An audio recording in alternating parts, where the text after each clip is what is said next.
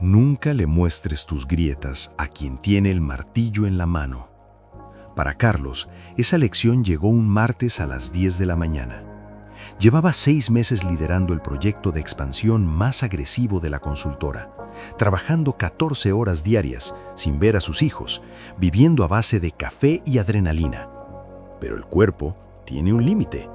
Esa mañana, Carlos sintió que el mundo se desdibujaba. El estrés le estaba provocando lagunas mentales. En un acto de honestidad brutal, entró a la oficina de su jefe, el señor Garrido, un hombre que siempre presumía de su política de puertas abiertas. «Jefe, necesito ayuda. El proyecto es demasiado grande para una sola persona y siento que el agotamiento me está haciendo perder el foco. Necesito un refuerzo para la fase final. Solo 2 semanas, para no comprometer la calidad». Carlos esperaba una mano en el hombro o un «Entiendo, vamos a ver cómo te apoyamos». Lo que recibió fue una mirada gélida y un silencio que cortaba el aire. Garrido cerró su laptop despacio. «Entiendo, Carlos. Gracias por ser honesto». En ese preciso segundo, sin que Carlos lo supiera, su carrera en esa empresa acababa de morir.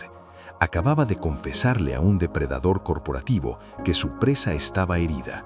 Para Carlos, Garrido no era solo un jefe, era la persona que lo había contratado con la promesa de llevarlo a la vicepresidencia. «Aquí no somos una empresa, somos un grupo de amigos que ganan dinero», le decía Garrido en los almuerzos. Carlos confió en ese discurso, creyó que la transparencia era un valor, no una debilidad.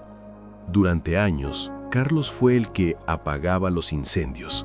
Si una cuenta se perdía, Carlos la recuperaba. Si un cliente gritaba, Carlos lo calmaba. Su lealtad era absoluta.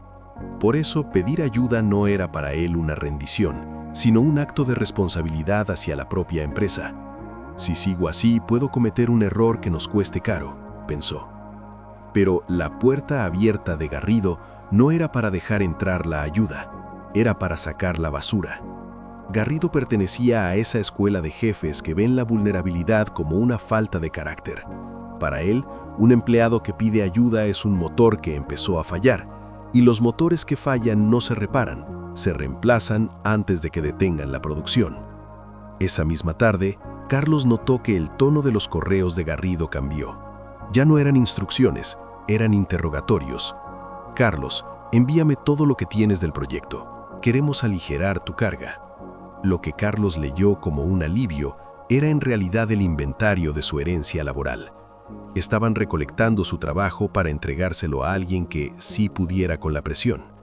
La confianza se rompió no con un grito, sino con un susurro en los pasillos de la gerencia. Carlos ya no puede con el ritmo.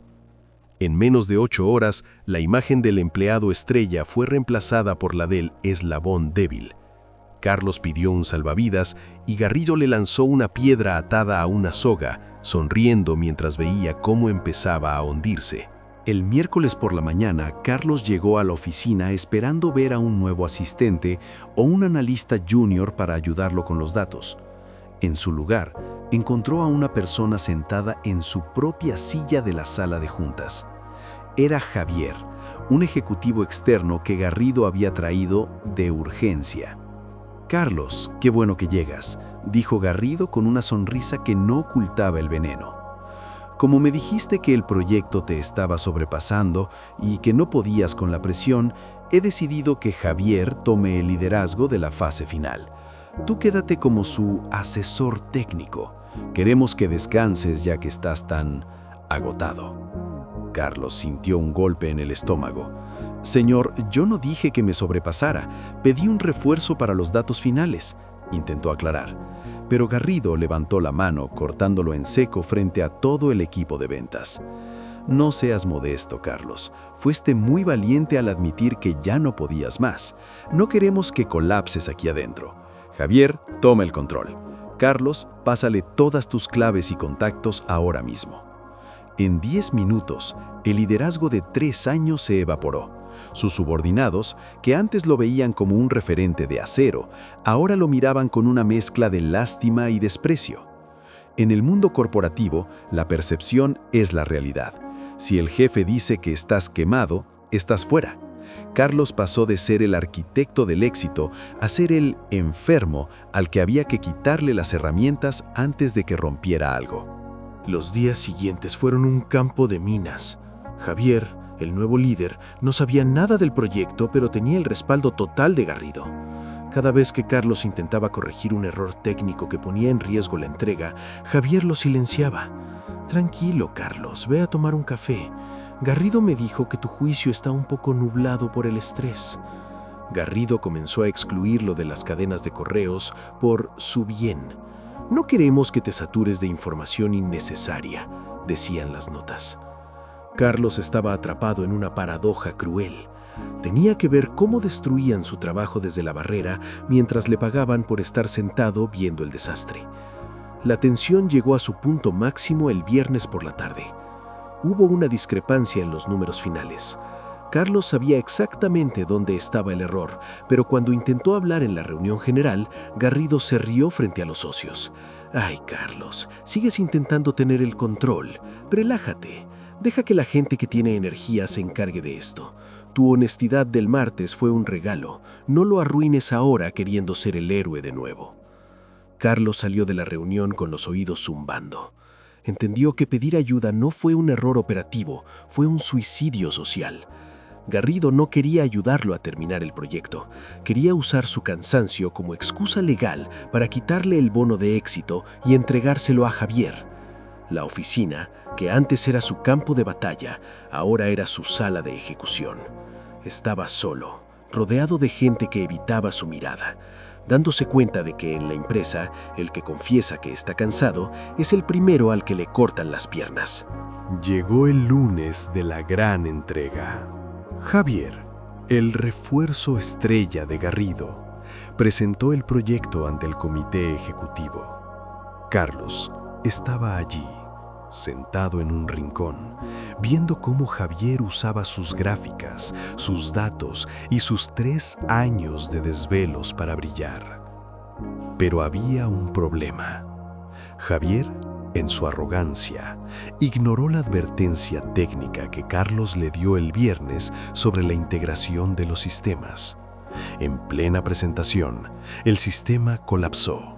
Una pérdida de datos en tiempo real frente a los dueños de la compañía. El silencio en la sala fue mortal.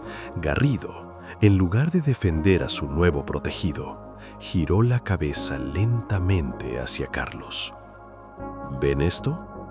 Esto es lo que pasa cuando el líder del proyecto pierde el foco, dijo Garrido señalando a Carlos con el dedo.